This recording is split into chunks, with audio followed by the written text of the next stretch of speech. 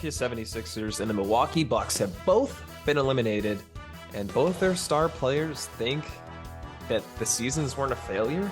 I'm going to talk about that, the state of the NBA playoffs, and more, including coaching news all around the NBA today on this episode of Lots of Thoughts, a sports podcast. Without further ado, let's get into it.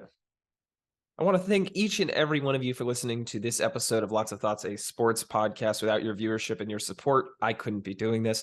I really appreciate it. All the support on the audio platforms. We recently hit 1,000 total listens over there on the YouTube. We recently hit 100 subscribers over there at Lots of Thoughts Sports. If you're not already watching, hit the subscribe button if you are, and the like button as well. It'll send our video into the algorithm and let people know that they should be viewing our content and grow this Lots of Thoughts sports community that's already growing. The Instagram is approaching 1,600 followers, also at Lots of Thoughts Sports. Twitter's growing at LOT Sports Pod. TikTok's growing at Lots of Thoughts Sports, although a little bit slow over there. So drop us a follow if you haven't already. If you're looking for any of these links down in the description, you can see all of them, or you can go to our website, which the link is also in the description, lotsofthoughts.godaddysite.com. There you can access the podcast, the newsletter, all the socials, the merchandise, lotsofthoughts.godaddysite.com. Like I said, link in the description, or if you're watching, or if you're listening on an audio platform, rather, it's in the show notes. Rate us 5 stars. Now that the housekeeping is out of the way, the NBA playoffs are in full swing, and my bracket is horribly busted because I had the Bucks and the Suns in the finals, and boy, does that look stupid now. But we're going to be talking about the Bucks and the Suns in this episode. What kind of spurred on this intro and this start of this conversation was the conversation of failure, and I think it's an interesting idea when it comes to professional sports, because in reality, the failure for a player largely depends on their own priorities, right? If a player just went out there, didn't want to compete for a championship, just wanted to, get his stats up, get, a free agent contract, and that team he wants to have success with, either because the team he's on is tanking or they're just not that talented, then, or maybe he's just selfish, then, the season's still a success, even if they don't make the playoffs, right? But most teams that have a quote success or failure season are trying to compete in the playoffs, right? Trying to get into the playoffs, trying to make a run at a championship. And in most cases, there's a concept around sports in ring culture that if you go for a championship and you don't get it, it's a failure, right? The Celtics failed last year because they couldn't beat the Warriors in the finals. The Heat failed in the bubble because they couldn't beat the Lakers in the finals, right? This notion that the Suns failed because they couldn't get past the Bucks in 2021. And I understand why there's trepidation to that. I don't believe 29 teams fail every year. I believe if you make a good run at it, situations happen, circumstances happen, right? And sometimes you don't, live up to championship expectations. I think for a team, let's take the Knicks, for example, who are eliminated, had a nice run. Clearly, they weren't up to snuff with Miami. And that's not to say anything bad about them. I think Miami was a dangerous playing team. And obviously, this is hindsight because I didn't have them getting out of the first round. But they're shown to be a dangerous playoff team who has a star that makes buckets when it counts and a coach that makes rotation adjustments and gets the most out of his players, especially when it matters most. But more of my point is that when you have a team like the Knicks, whose expectation was to make the playoffs, and maybe you could win a first round series. And that's what they did, right? They did. They won a first round series. And not only did they win, they hammered Cleveland, a team that I thought was going to win that series. I picked Cleveland in 6. And so you'd say the Knicks season was a success no matter how badly they lost to the Heat. Even if they got swept and looked absolutely miserable, absolutely horrible, the season was still a success because even though it ended poorly, they got past their expectations. Take a team like the Boston Celtics, right? Like the Denver Nuggets. Their season is not a success unless they make a deep playoff run. And of course, this is with some stipulations. As I mentioned, health, of course, is a big part of it, right? You look back at teams like the Nets in 2021, right? KD, foot on the line, Kyrie and Harden went down early in that series. I don't think you can call that season a failure because of the circumstances around it. And now the whole Nets tenure with the big three, that was a failure. And I've admitted that on this podcast, even as a Nets fan. But that season, circumstances happened. And even so, they won a playoff series. They probably could have won another one and made a deeper run. But when circumstances like that don't significantly change the outcome, you expect a deep playoff run, even if it doesn't result in a ring. Because the Celtics went to the finals last year when a lot of teams didn't pick them, I'd say that season was a success. Now, in each individual player's mind, they're not gonna be happy with the way it ended. But in terms of how a team looks at the overall season, how it should be looked at by the fans and by people who come on to podcasts and talk about it like I'm doing, I don't think it's necessarily a failure. And so that's where this starts, right? The first seed Milwaukee Bucks, led by Giannis Antetokounmpo, MVP candidate, two-time MVP, right? Back-to-back MVP just a few years ago. They get bounced in the first round of the 8th seeded Miami Heat, the play-in Miami Heat, without Tyler Hero for most of the series.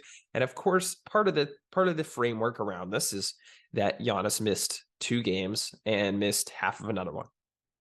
And so, I just said stipulations, injuries, yada, yada, right? Use the Nets as an example.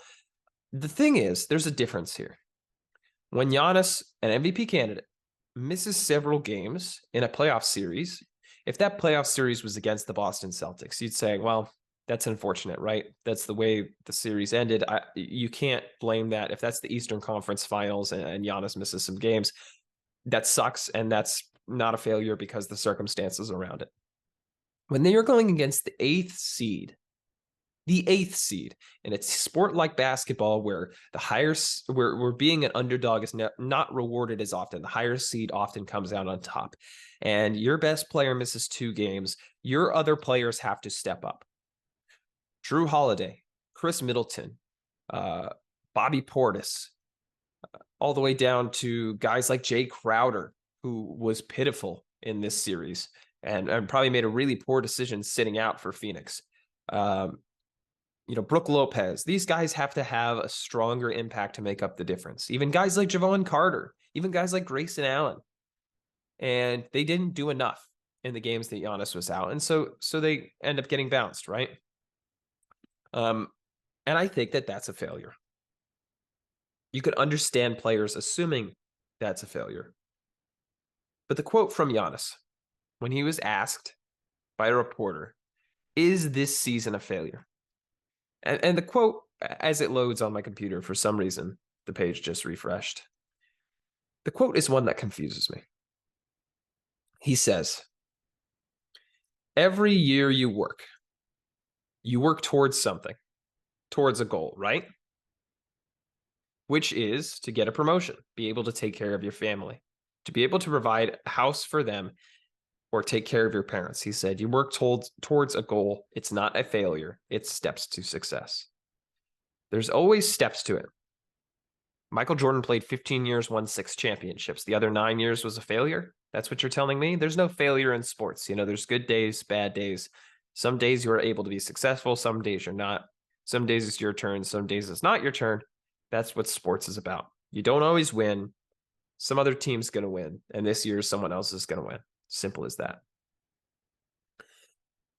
And there's more to the quote. There's talking about how for 50 years the team didn't win a championship. And was it 50 years of failure? No, it was not. And I think that there's some merit to it. And that's what a lot of people have said. Well, this is insightful, right? This is something that needs to be said about ring culture. And I think it does. I'm not disagreeing with that. I think the idea that a team who doesn't win a championship is a failure is ridiculous, because 29 teams are going to not win a championship, and there's not 29 failures in the NBA. But when you fall so significantly lower than expectations, which is what the Bucks did, I think that's a failure.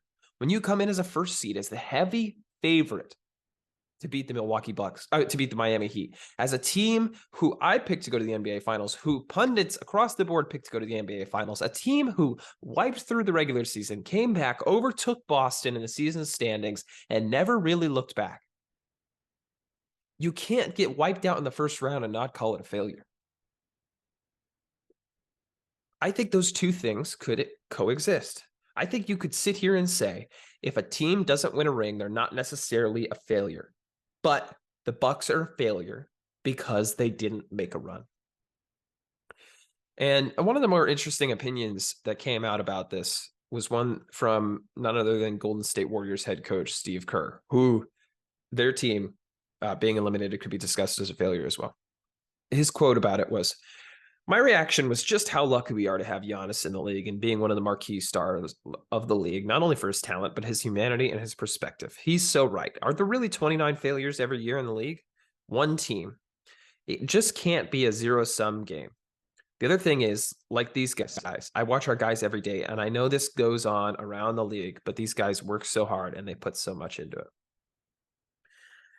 And he goes on to say it shouldn't be a shame, right? Jimmy Butler's a great player. Miami's a hell of a team. Eric Spoelstra is a great coach, yada, yada. It's unfortunate.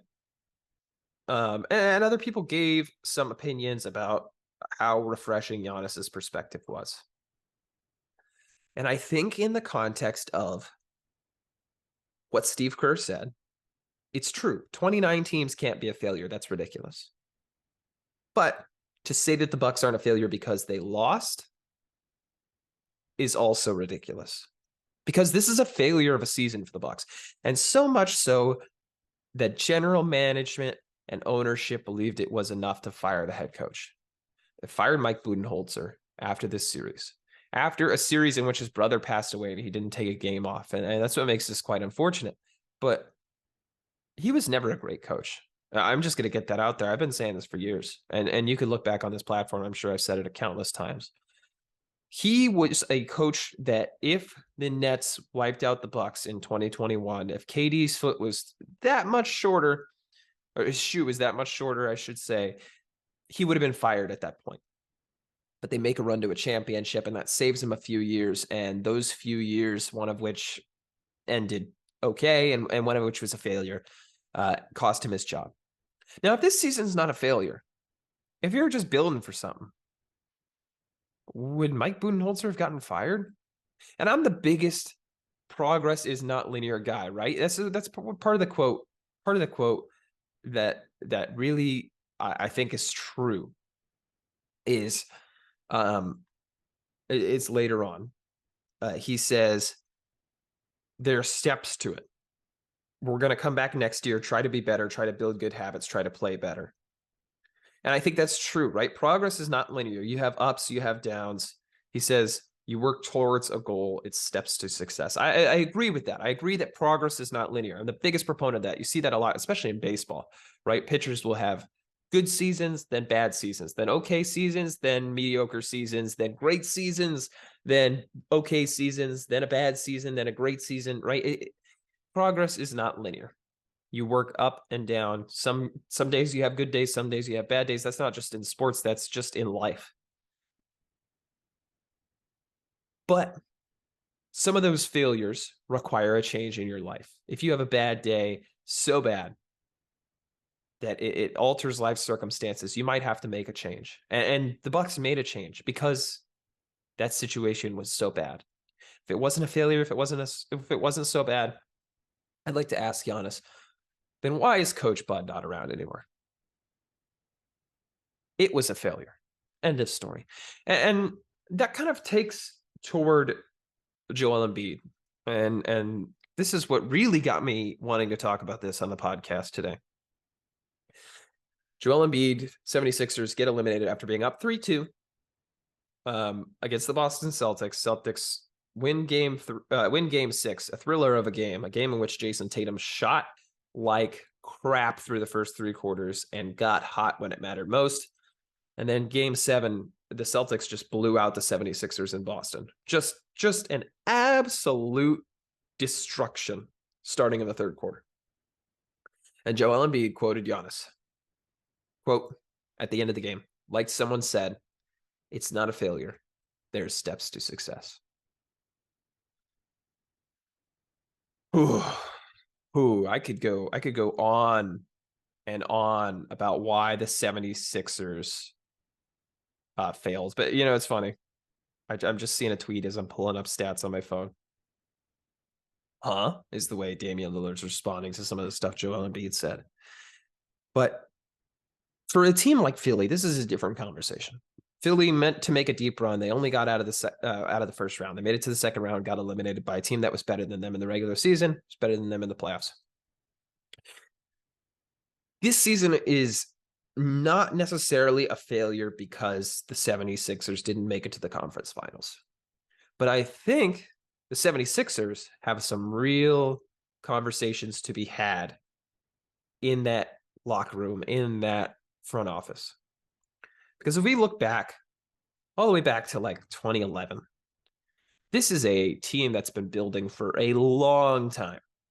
Trust the process has been going on for a long time. Those years of tanking, getting early picks, getting young players, ruining those young players.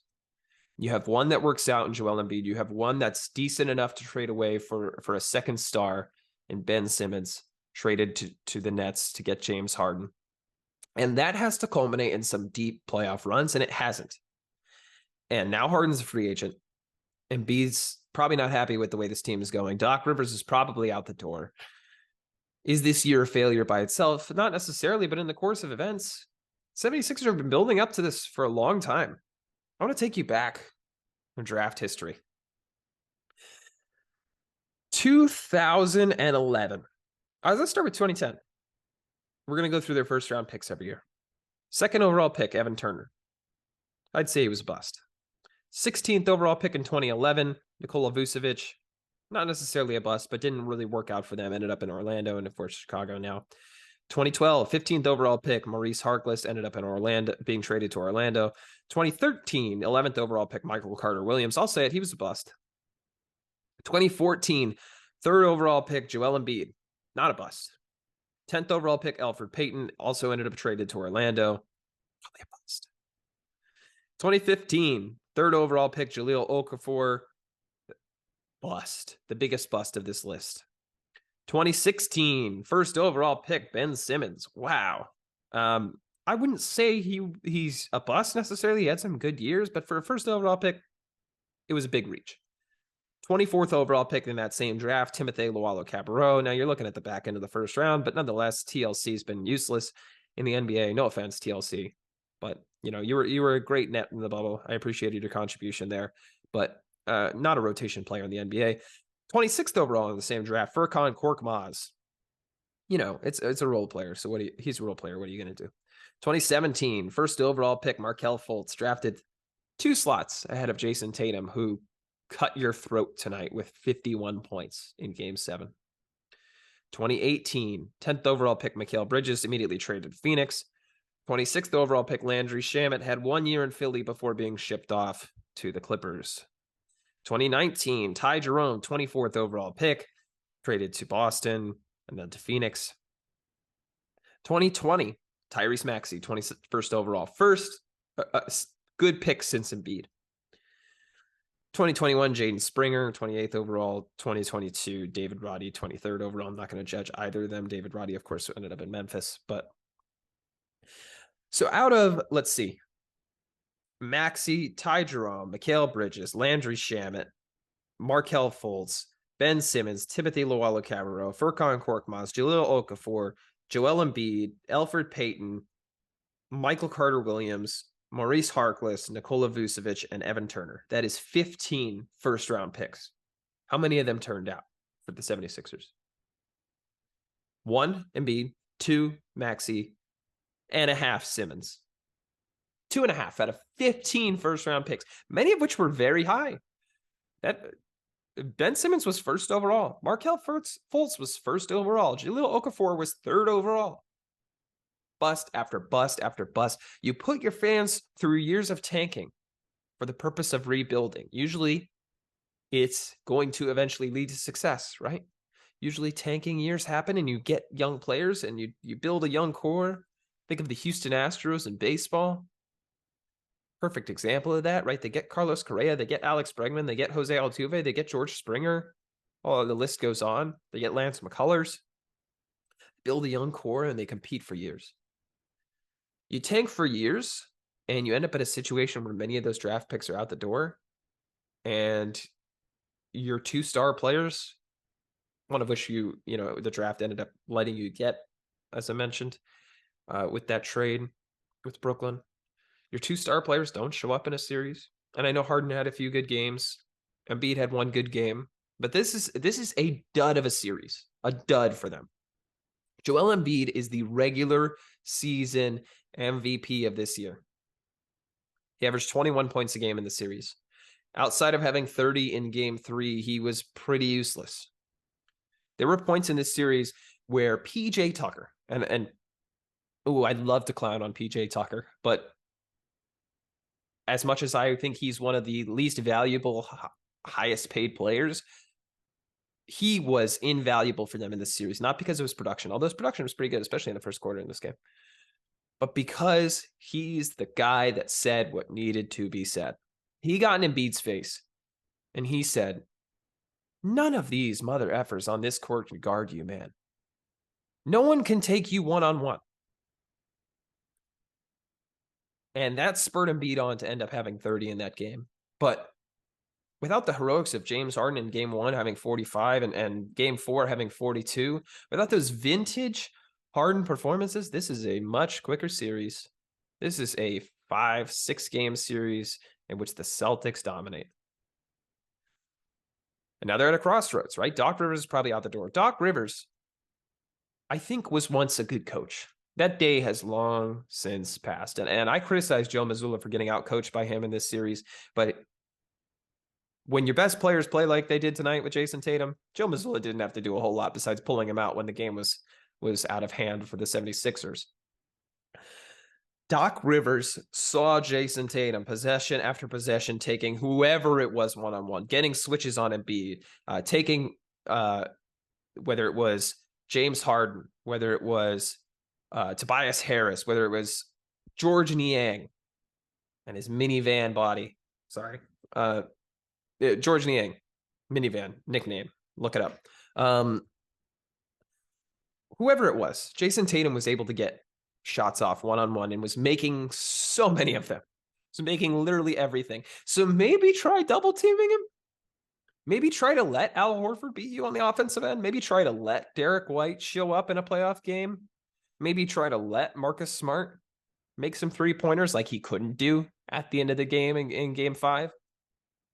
Maybe try to force guys like Robert Williams to have an impact offensively besides just throwing it down off of alley-oops.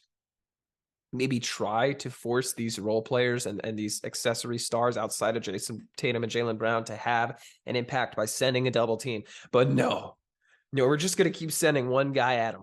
We're just going to keep switching him. Let him switch on to Joel Embiid. Joel Embiid, maybe he's impacted by his knee injury, but he has not been good this series, both offensively and defensively. And with Doc Rivers' poor coaching decisions, with Harden not being able to be a consistent threat that he once was, that's how this series ends. Now, for Boston, I want to talk about some positives. Now we got the conversation of failures out of the way. No, I don't. I do want to talk about one more failure. Let's talk about the Golden State Warriors. I don't think this season was a failure. I'm going to get that out of the way for this Golden State Warriors. They're in the back end of a dynasty, in my opinion, where they still could have 1 or 2 more runs, and I wouldn't count them out. And I didn't count them out. I had them winning this series against the Lakers. But I think there's a real scenario where a roster shakeup needs to happen. And I thought this is going back a few years when they had the 2nd overall pick and they drafted James Wiseman, or 3rd overall pick. Second overall pick, I'm sorry. And they drafted James Wiseman over guys like LaMelo Ball and others. I thought at the time, package these picks now. Go get a guy like Pascal Siakam. Go get a guy like OG Anunoby. I don't mean to just choose Toronto Raptors players, but go get a guy who could be a option for you in the front court. And instead, they hoped to get that in the draft. They drafted James Wiseman. They drafted Moses Moody. They drafted Jonathan Kuminga, all of which have not had a significant impact on their team. Jordan Poole's been the only one to have a significant impact of their young core in this playoff run. And was he that great? No. I think they've tried to walk the line of building a young core and having a current championship team, and that's a tough thing to do. You see teams who rely on young players, and those players are ones that are 4-year veterans, that are fundamental, hard-nosed players that are able to come into a role and perform. You look at the other side of the series, Austin Reeves is a perfect example. He's not a 19-year-old that's, gets drafted early on because of his athletic freak ability and needs time in the offense to have a big role. He's a guy who spent 4 years at school, who developed as a player before getting to the NBA. So when it mattered, just a few years in the NBA, LeBron James and the LA Lakers could rely on him to provide a offensive threat in games that mattered. And that's not what James Wiseman was. It's not what Jordan Poole was. And so when you draft guys like that and you try to force them into that role, it's a bit clunky. And even though they won a championship last year with Jordan Poole coming off the bench, Jordan Poole's best moments were when Steph Curry wasn't on the floor, when Steph Curry was hurt. And so you saw this year, you saw a situation where clearly Klay Thompson took a step back, especially defensively. He was getting beat over and over again in that Sacramento series by Malik Monk because they had two athletic guards in obviously De'Aaron Fox and Malik Monk. One of them is being guarded by Steph Curry. One of them is either being guarded by Jordan Poole or Klay Thompson. And because Klay Thompson was getting beat over and over again, doesn't have the same lateral speed. It's not to say he's a bad player. He's a very good player. Still a very, very good player. But he's not able to keep up with shooting guards and point guards as well as he used to. So you want him guarding a small forward. But the problem is then you had to have a shooting guard on the court. And the best shooting guard options for them were either Gary Payton, who can't shoot, Dante DiVincenzo, who's nice, but he's not that quality a player, and Jordan Poole, who's a bottom 5 defender in the league. So he's not keeping up with Malik Monk. And they were lucky to get out of that series, and then they got to the Lakers series, and the Lakers, credit to Darvin Ham, exploited Jordan Poole defensively over and over and over and over and over and over and over again. To the point where if I was Steve Kerr, I would have trouble even putting him in the game. And we saw they were physical with the Warriors. They were going downhill against the Warriors, whether it was Lonnie Walker, whether it was LeBron James, Anthony Davis under the rim, whether it was, Jared Vanderbilt, whether Austin Reeves was getting in the paint, right? Dennis Schroeder was getting in the paint, as small as he really is. That was a series where the Warriors just didn't have the personnel to win, in my opinion. And they missed guys like Otto Porter. They missed a big interior defender alongside Looney, like an Andrew Bogut was, like a Zaza Pachulia was, like a JaVale McGee was for them years ago. They didn't have that guy to match up with Anthony Davis. And the Anthony Davis-Draymond Green matchup is not a favorable one for the Golden State Warriors, and Looney being sick and of course, coming back, but trying his best to play. He's a rebounding machine. He's not a stellar defender. So the matchup wasn't great. The roster isn't great. And I think they need a shakeup. I think even though these picks who have turned into these players do not have the value they once did, I think you have to sit here with young players like Jordan Poole and Jonathan Kuminga and see what you can get for them. And I floated this out on Instagram that maybe Gordon Hayward is an option just because the money matches with Jordan Poole. I think you could do better than that. I think I may be just relating it to the Nets because I'm a Nets homer, but I feel like the Nets are going to trade some wings, especially for some younger players. I feel like a guy like Jonathan Kuminga could end up going to the Nets for a guy like Royce O'Neal or Dorian Finney-Smith. But either way, I think you need another impact guard wing kind of guy, 2-3, who can, guard up a little bit, can guard the smaller end of the power forwards, and can guard, a shifty guard like Malik Monk. And, Gordon Hayward's not necessarily that, but I think that trade is out there and probably should be explored. Like I said, I don't think the Warriors run is over. I would fully expect them to be a playoff team and one that has a chance of making it far in the next year's playoffs. On to some positive stuff. The team's moving on.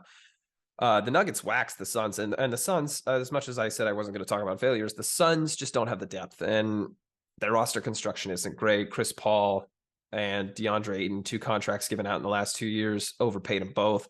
And now what team is going to take them? They don't have a lot of picks, if any, to trade. I don't know where they go from here outside of getting veteran minimum signing. I don't think Monty Williams should have been fired, but nonetheless, um, I think Denver was just a better team. I think no matter how good Devin Booker and Kevin Durant were, you need more than that to win it. And Jokic putting up a 35-point triple-double, averaging that in this series is incredible. I think Nikola Jokic is the best player in the NBA right now. I think that's what my opinion is. And I've debated this for a while between him, between Giannis, between Kevin Durant, between Steph Curry, between Joel Embiid. I feel very comfortable putting Nikola Jokic at number one there because he's not only a big man. He's not only a big man who could shoot and who could post you up, who's a decent defender. I think criticized for being a bad defender when he's really not. But he is an elite passer for his position. And so, when he's putting up scoring numbers like he has in the playoffs, it's going to be hard to keep up with him. And if the pieces around him are playing well, whether it's Jamal Murray and Michael Porter Jr., whether it's deeper guys like Christian Brown, Bruce Brown, whoever it is making an impact, I think they have a real chance to succeed. And they showed that. And I think they're going to be a tough out for the Lakers. I think they match up better against the Lakers than they do the Warriors, just because the Warriors having Steph Curry is a tough matchup for the Nuggets, although they could throw a guy like Bruce Brown on him. I don't think that's their best situation. I think Bruce Brown being kind of that Swiss Army knife is a better situation for them, especially on the offensive end, but on the defensive end as well. And with the Warriors, with the Lakers, I should say, they're going to have guys who can match up with size, right? Nikola Jokic is bigger than Anthony Davis. They have, power forwards who can really match up. Jeff Green comes to mind as a guy who's probably going to be guarding LeBron a lot. And so if I had to pick, I'm picking the Nuggets in 6 in this series. I think the Nuggets are the most talented team in the West. And, kudos to them for winning that series. Kudos to the Lakers as well I talked about them a decent amount, but for believing in role players. I think that's something that Frank Vogel struggled with. And maybe that's why he's gone. But Darvin Ham, I think, is one of the better coaches LeBron's had. Probably the best coach he's had outside of Tyronn Lue and Eric Spoelstra. I don't think that's necessarily a stretch. He's better than David Blatt. He's better than Frank Vogel. Better than what was the dude's name that was there before? That was the Kings head coach afterward. I'm gonna have to look him up. Shoot, his name is escaping. He's a Warriors assistant. But anyway, the Lakers move on, and I think they're going to have a tough. Luke Walton is the guy I'm talking about. I think they're going to have a tough matchup here, and I'll take the Nuggets on the Eastern side. We have the Miami Heat and the Boston Celtics, 4 teams that were in the bubble Final Four. I just thought about. That's interesting. The Celtics, I think, are going to win this series. Miami doesn't have the depth that they would expect to. Tyler Hero's out. Jimmy Butler's not injured, but there's still an impact, in my opinion, in his ankle from seeing him play. Now, that being said, there's going to be a few rest days, so maybe that's not an issue whatsoever. But in general, Boston just has better depth, right? They had holes last year that they plugged. And I talked about this in the offseason. I would have given them an A+ if I was grading their offseason at the time. They got guys like Malcolm Brogdon to plug a hole. Just 2 years ago, they got Al Horford, who was big in this series against the 76ers. They signed Danilo Gallinari, who never really played a whole lot for them because he got hurt right away. Or did he play any? I don't think he played any for them. But I think they have more depth, and I think their star players are playing better. Jaylen Brown's never played better than he is right now. I don't think Jason Tatum has never had a better game than he had tonight in Game 7. And so if I had to pick a team, I'm picking the Celtics. I'm picking them in 6.